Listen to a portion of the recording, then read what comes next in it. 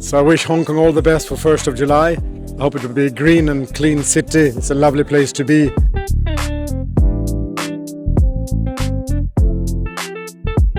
Well, we have a lot of avenues for collaboration. Northern Metropolis was mentioned here today. I think that's an excellent showcase because, of course, that will bring the newest technology, that will bring the newest ideas that we can bring from Europe. And again, as I mentioned also, in Hong Kong itself, the retrofitting of buildings and then also issues like dual circular economy, making sure that there is more waste recycling, that there is more incentives for people, actual people, to feel that they care about the environment and they do something for the environment. I think there's a lot more that the EU and Hong Kong can collaborate on in both directions, by the way, right? Because we're now in Hong Kong, we're talking a lot about what kind of technology and innovation can the EU bring into Hong Kong. But I think there are also a lot of things that Hong Kong is doing very well that can be implemented back in the EU. But I think any kind of innovation and improvement in sustainability has to come from all stakeholders. So this is not something that one individual party can do, right? So I would say the top three things are, from government perspective, building the right framework. So putting the right legislation in place, promoting sustainability, promoting circular economy, promoting efficient energy usage. From industry, it's implementing those systems, right? So it's not waiting, but instead bringing new technology, bringing innovation, bringing new business models.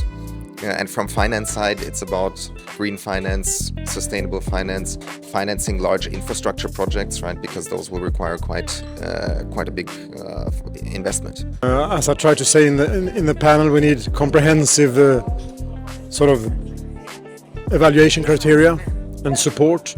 So we need to build these ecosystems where we look at the complete, from creating the vehicle to commercializing it, having it the whole lifetime and to the end of the vehicle. We need infrastructure, charging infrastructure, so of course EVs is part of sustainable solutions. And again, it's a lot about regulation to really look at the complete supply chain impact for proper sustainable solutions, I would say.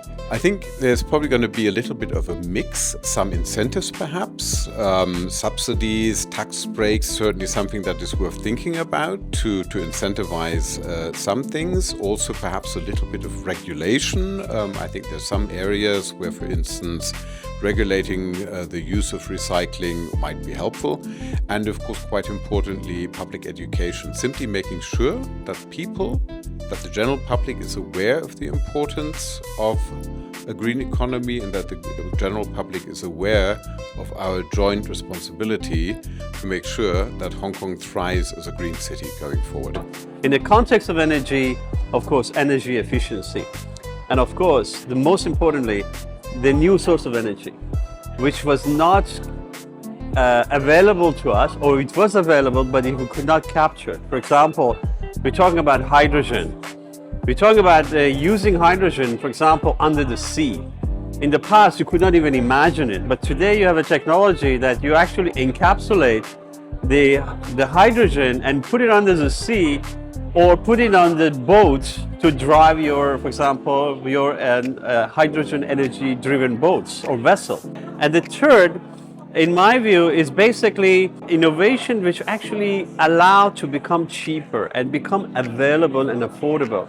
Technology itself will improve technology. So I can say this is the third part of the thing. This is the technology for technology. Well, first of all, Hong Kong is on a good path. I think in 5 years, we will see almost 100% adoption of EVs. We will see much more energy efficient buildings. Hopefully we will see much more circular economy and higher recycling rate, less waste to landfill. So I hope in 5 years, with digitalization, with improvement in sustainability, that Hong Kong can continue to modernize and to lead also, right? It's also that Hong Kong is a front runner in Asia and something that other countries, other cities look to replicate.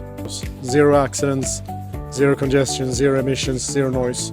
That's the kind of city I would love for Hong Kong to be, because it's a very, of course, as you know, densely populated city.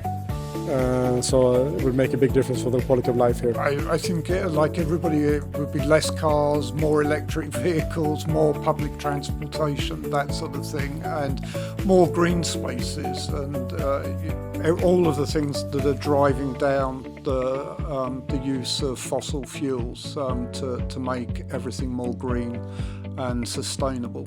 Well, because it's such a close-knit city, because everything is quite close together, it's very easy to move things. Things move at very great speed. The government is very supportive. The government is very hands-on. We've seen today here a lot of collaboration and a lot of input from the Hong Kong government.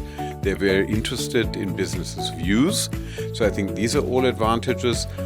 Plus, of course, it's quite a well-off city, so it can afford to lead the way in many issues of green transition.